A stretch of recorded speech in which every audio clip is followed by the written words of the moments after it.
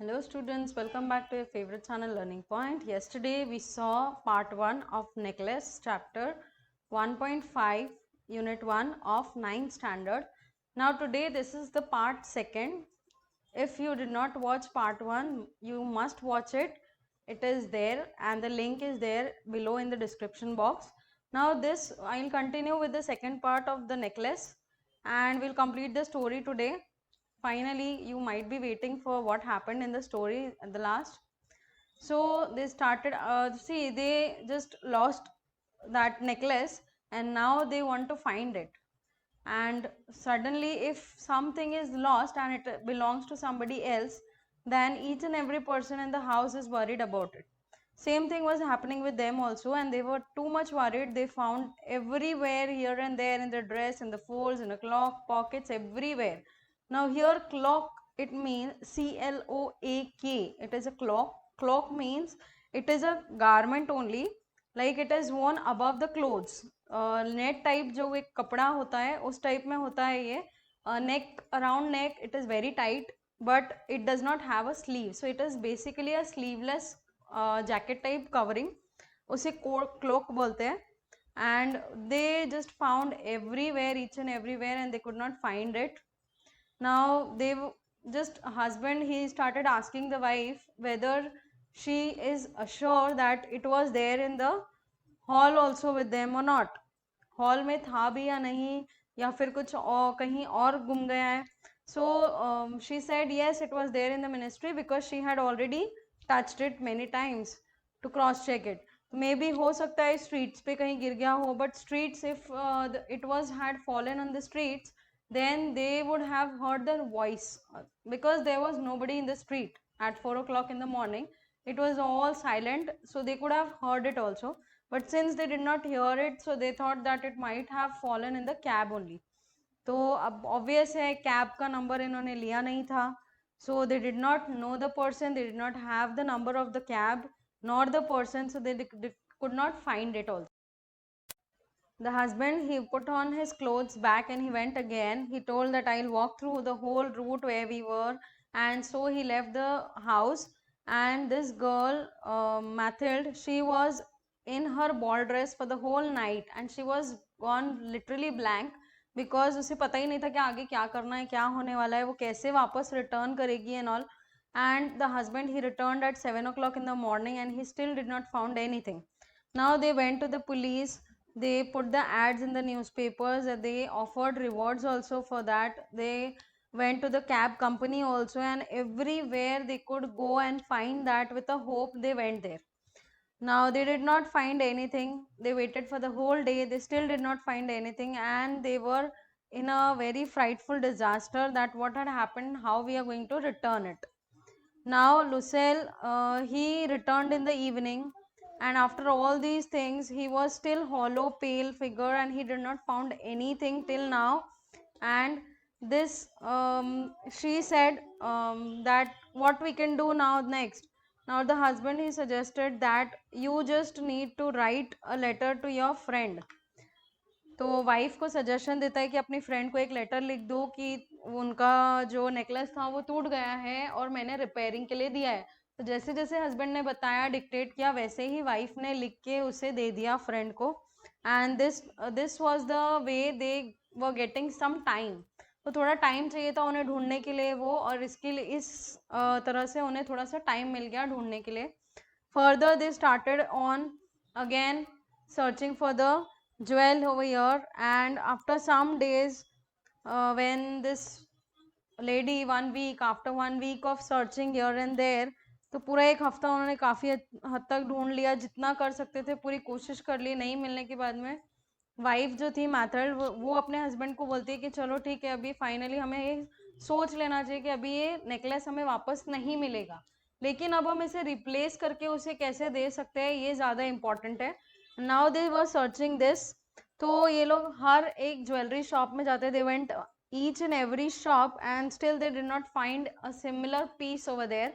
Now there was a shop at the Palace Royal where there was a diamond which seemed exactly what they wanted, and this was costing 40,000 francs, which was more than enough, and they could not pay that much, but yes, they could arrange around 36,000 francs.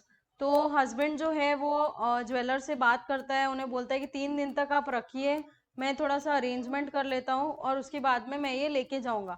But one thing he talk to the jeweller that if he finds this necklace back, जो already जो old necklace गुम गया था, अगर वो वापस मिल जाता है फेब्रुवरी के एंड तक, तो ये ज्वेलरी जो वो ले रहे हैं वो 34,000 फ्रांसिस में वो वापस खरीद लेंगे. तो शॉपकीपर उसे 34,000 में वापस ले लेगा और ये लोग उसे 36,000 फ्रांसिस में लेने वाले थे, बाय करने वाले थे. Now the man, both husband and wife, they went home, they thought a lot. और लुसेल जो था हस्बैंड, उसके पास 18,000 थे जो उसके फादर ने छोड़ के गए थे उनके पास. उसके अलावा वो बाकी के पैसे थोड़ा सा इधर उधर से अरेंज करने वाले थे लेके. Finally, husband, he just made some arrangements for the money. He went everywhere, each and every money lender he went, he made agreements, he dealt with every type of money lender. और हर जगह से इन्होंने पैसे ले लिए थे loan पे. 18,000 Francis इनके पास थे ऑलरेडी, बाकी के जो पैसे थे वो इन्होंने ले लिए और काउंटर पे जाके ज्वेलरी शॉप में इन्होंने 36,000 फ्रांसिस रख दिए. And they took the jewellery, means that necklace. he took it and he told Madame Lucille to go and give this necklace back to her friend. तो मैडम लुसेल जाती है madam Forestier के पास में और उन्हें जाके वापस रिटर्न करती है. तो madam Forestier, she says that you could have returned it sooner because I might have needed it also. Obvious है, कोई भी लेडी ये बोलेगी या फिर उसे लगता है कि चलो तुम कुछ लेके गए हो तो थोड़ा सा जल्दी उसे वापस रिटर्न कर दो, बिकॉज उसे बीच में कभी भी वो चीज लग सकती है खुद के लिए में. तो इसीलिए उन्होंने इस टाइप से बोल के रेफर कर दिया. But now it was a very hard time for Madame Lucille and her husband because they were in a horrible life. Now they were very very poor. Now they had debt also. On top of that, loan debt सभी कुछ था और ये dreadful debt जो था वो उन्हें पे करना था, बहुत ज़रूरी था. और पे करने के लिए फिर उन्हें अपना घर चेंज करना पड़ा, बहुत सी चीज़ें सैक्रिफाइस करनी पड़ी. And it continues like this. And so they were dismissed. They just dismiss their maid also. उन्होंने अपनी मेड जो थी वो छोड़ दी. उन्होंने अपना घर जो है वो भी दूसरी जगह शिफ्ट कर लिया था, इसलिए ताकि उनका जो रेंट है वो थोड़ा सा कम हो और जो भी रेंट में पैसे बचते हैं या बाकी चीज़ों से एक्सपेंसेस से जो पैसे बचते हैं वो उन्हें लोन रीपे करने के लिए हेल्प होगा. Now she came to know that drudgery of housework, the odious laborers of the kitchen. She washed the dishes, dirty linens, and she carried the garbage down to the street every morning and carried up the water, stopping at each landing to catch her breath and dressed like a commoner. अभी तक जो भी life थी Lucille की वो फिर भी काफ़ी अच्छी थी, बट उसे वो भी अच्छी नहीं लगती थी. बट नाउ जब ये लोग बहुत ज़्यादा डेट में आ गए थे, तो इस टाइम पे जब वो लाइफ जो जी रही थी, जो लाइफ से वो जा रही थी, that was too bad for her. तो अब उसे एक्चुअल पता चल रहा था कि एक एक्चुअल कॉमन पर्सन की लाइफ होती कैसी है, क्या होती है और क्यों हमें ज़्यादा कुछ नहीं एक्सपेक्ट करना चाहिए. तो वो सभी काम अपने हाथ से कर रही थी. अभी तक के उनके यहाँ मेड थी सब काम के लिए. Now they were not having the made even. तो वो मेड के भी एक्सपेंसेस नहीं कर पा रहे थे spare. So this was the life of Loisel now further. और जब भी वो मार्केट में जाती थी हर जगह पे उनका झगड़ा होता था, क्वारलिंग होता था, because they had to bargain at the markets also so that some or the other money is saved. Now each month they had to pay some loans, renew the other and get more time. तो जो भी पैसे आते थे उन्हें हर month थोड़े थोड़े loan के पैसे वापस देके बाकी के पैसे रिन्यू करने पड़ते थे, लोन रिन्यू करना पड़ता था और उसके बाद में दूसरों से थोड़ा थोड़ा टाइम लेना पड़ रहा था. And this way the husband also he had to work extra time करना पड़ रहा था ओवर. और उसके बाद में इवनिंग में, मॉर्निंग में वो कहीं और काम करता था, एक्स्ट्रा वर्क करता था. उसके बाद इवनिंग में वापस आने के बाद में वो कहीं पे एक ट्रेड्समैन के पास में अकाउंट्स का भी काम कर रहा था. लेट नाइट तक के काम करता था, फिर कॉपी करता था मैन्युस्क्रिप्ट्स को जिसमें उसे 500 पेज मिलते थे बस. And that was not too much, लेकिन फिर भी उन्हें ये सब करना पड़ रहा था एक्स्ट्रा बिकॉज उन्हें वो लोन पे करना था जल्दी से जल्दी.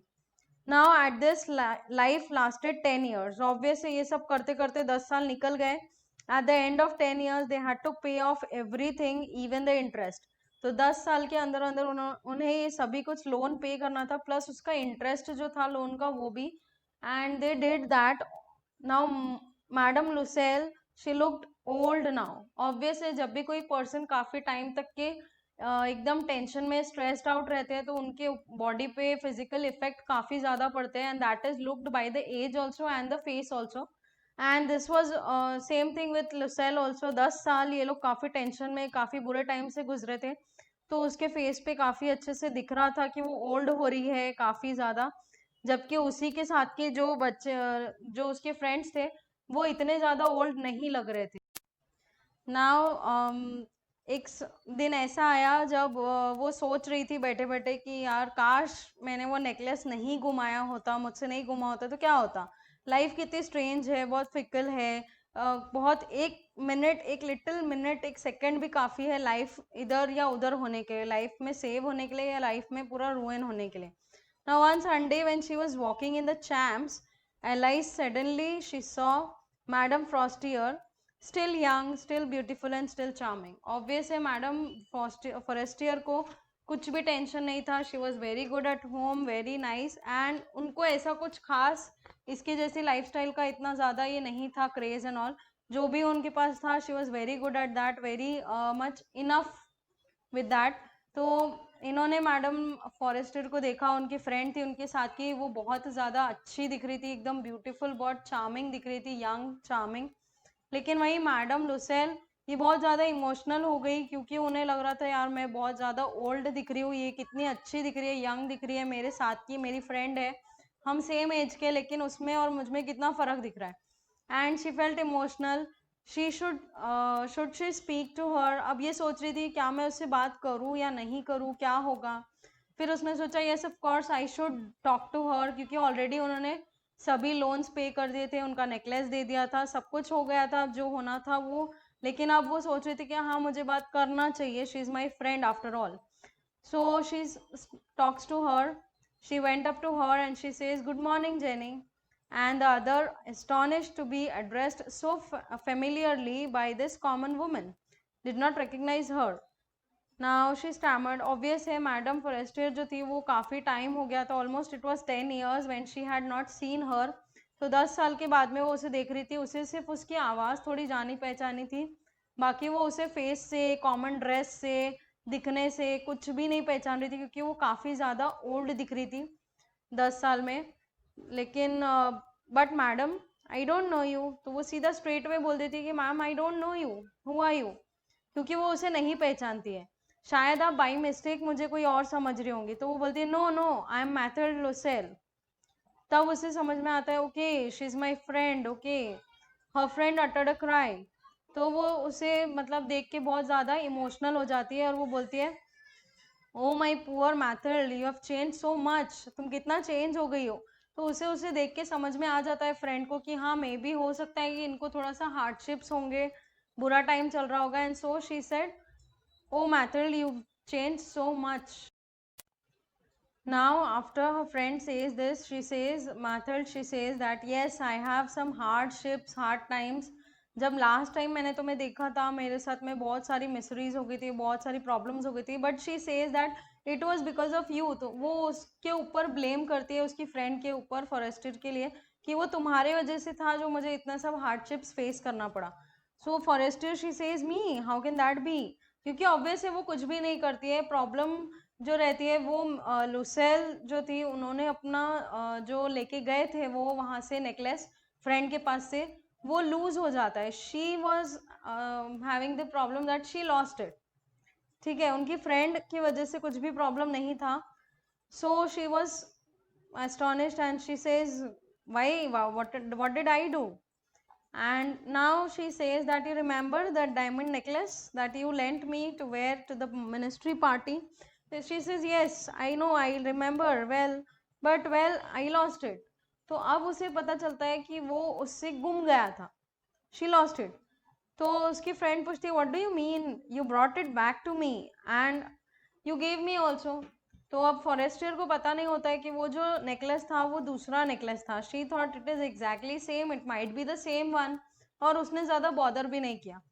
लेकिन लुसेल के लिए वो काफ़ी ज़्यादा इम्पोर्टेंट था, तो वो बोलती कि मैंने एक नया पीस लाया था नेकलेस का जो एग्जैक्टली सेम था, और मुझे उसे रीपे करने के लिए उसका इंटरेस्ट, उसका पे जो था अमाउंट, वो पे करने के लिए 10 ईयर्स लग गए। And so I was not there, it was not easy for me, क्योंकि बहुत सारी चीज़ें बदल गई थी और इतने टाइम बाद में बहुत कुछ हम लोगों को फेस करना पड़ा। And I am very glad for it also कि फाइनली चलो सब कुछ हो गया है, ओवर हो गया, 10 years have been past, we have paid all the loan, interest, everything, और तुम्हारा जो नेकलेस था वो भी मैंने तुम्हें दे दिया था, ये सब चीज़ें हो गई, तो वो काफ़ी ज़्यादा खुश थी।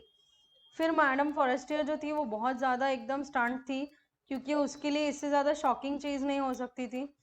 So she said, you say that you brought a diamond necklace to replace mine. तो ऑब्वियस है वो फॉरेस्टियर को पता ही नहीं था कि वो एक डायमंड नेकलेस लेके आई। And here the tragedy is that she did not notice also कि ये बिल्कुल इसके जैसा सिमिलर था, इसलिए उसने नोटिस भी नहीं किया। And she smiled with proud and innocent pleasure also. Lucille को लग रहा था उसने बहुत अच्छा काम किया है, बहुत कुछ है, लेकिन मैडम फॉरेस्टियर जो थी वो बहुत ही ज़्यादा एकदम शॉक में थी, बिकॉज, और वो अपने दोनों हाथ लेके उसे बोलती है कि मैथड, वो जस्ट एक इमिटेशन ज्वेलरी थी, वो एक आर्टिफिशियल ज्वेलरी थी जो मैंने सिर्फ 500 फ्रांसिस में खरीदा था। एंड शी सेड कि तुमने उस आर्टिफिशियल इमिटेशन ज्वेलरी को घूमने के बाद में, घुमा देने के बाद में, लॉस्ट होने के बाद में इतना ज़्यादा प्रॉब्लम फेस किया, सिर्फ इसलिए ताकि तुम मेरे लिए वो वापस लेके आ सको। And you brought me a new diamond necklace which was original diamond necklace, इसीलिए वो इतना ज़्यादा कॉस्टली आया। तो ये जो स्टोरी है ये यहाँ पे फिनिश हो जाती है, एंड अप हो जाती है, but we have many things to learn from this story. Friendship में कभी भी कोई भी चीज़ एक दूसरे से छुपानी नहीं चाहिए। सी मैडम फॉरेस्टियर जो थी वो बहुत क्लोज फ्रेंड थी, उसने अपनी ज्वेलरी देते वक्त कुछ भी नहीं सोचा, तो ऑब्वियस है अगर वो उन्हें बोल देती लुसेल कि आपकी ज्वेलरी गुम गई है, या मुझसे ज्वेलरी गुम गई है, कितने में आई थी, या मैं रिप्लेस कर देती हूँ या कॉस्ट दे देती हूँ, तभी उसे पता चल जाता कि it was an imitation jewellery. तो अगर उसे देने भी पड़ते तो 500 फ्रांसिस ही देने पड़ते, बट उसने ऐसा नहीं किया। उसने वो बात को छुपाने के लिए 36,000 फ्रांसिस का जो बर्डन था वो उन्हें पे करना पड़ा, डेट्स में गए इतने साल, जो उनको हार्डशिप्स फेस करना पड़ा, that was too much for her. तो कभी भी फ्रेंडशिप में we should never lie anything from a friend, nor we should hide something from the friend, we should be true to our friend. So this is the moral of the story, what you get. If you like this channel, and if you like the story, do subscribe my channel and like it, and do comment me in the comment box if you like the story. Till then, stay home and keep learning. And now when the schools are going to start, it's very good time for you all to go to school, study there, and when you come back you don't have to go to any classes or anywhere, you can study online still, because you have time at home, and you can still study very much, you have time. Okay, thank you and keep watching the videos. Bye bye.